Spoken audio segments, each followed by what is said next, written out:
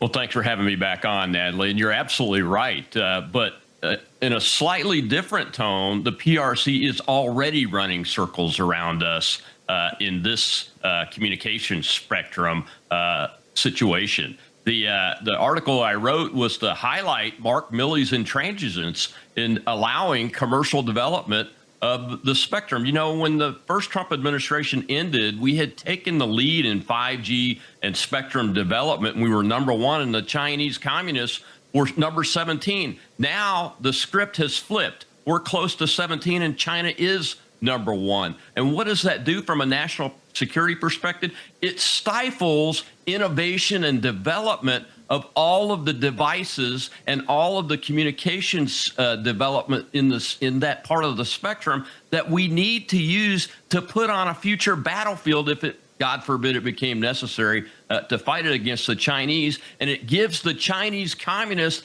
a built-in inherent significant advantage in technology. It's us and Mark Milley giving away our technological advantage, which is what we've always held up.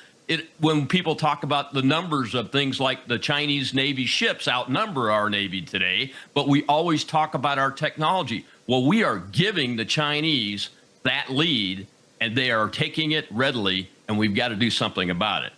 I agree with Steve. I think we ought to court-martial Mark Milley.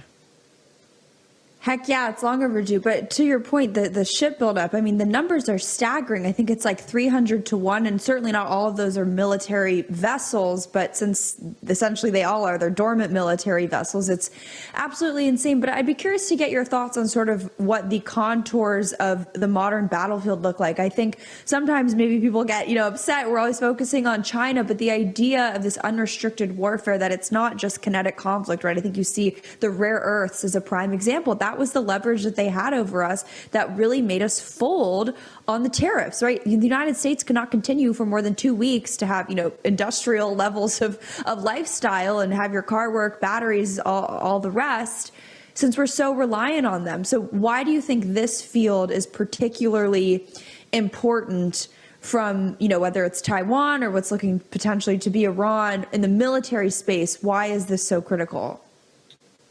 Well, look, you've probably seen, like everybody else has, the demonstration with 10,000 drones controlled by artificial intelligence, all able to fly in commercial formations.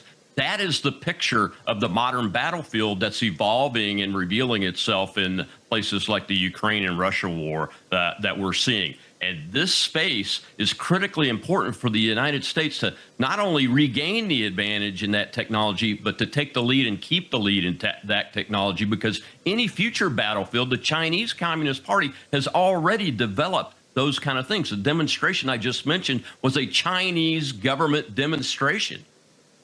That's why it's important. And by the way, we're already in the modern battlefield. I'm glad you brought up the unrestricted warfare. The Chinese declared a people's war against us and unrestricted warfare years ago, and they are literally at war with us. What you're seeing inside the United States today is part of that battlefield. And just imagine that if these people were able to launch 10,000 drone swarms, all armed and all able to be targeted by artificial intelligence at the people whose data they have been collecting for years and years and years now, all at one time inside the United States to disrupt our society, that would be almost unovercomable.